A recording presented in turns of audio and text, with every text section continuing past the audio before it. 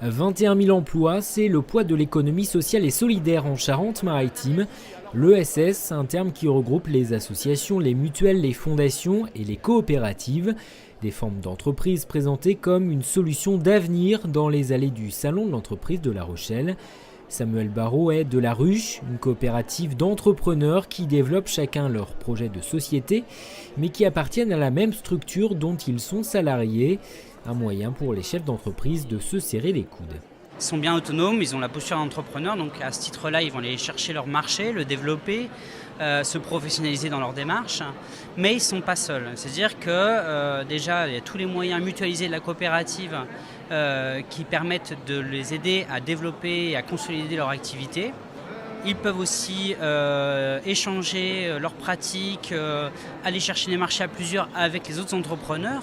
Les SCOP, les SIC, des modèles de coopératives médiatisés, notamment lors de reprises de sociétés en difficulté par leurs salariés. Mais le principe n'est pas nouveau. Dans la grande distribution, la Coop Atlantique fonctionne ainsi en Charente-Maritime depuis près de 100 ans. Et tous les secteurs d'activité peuvent être concernés, l'agriculture, les assurances, la culture.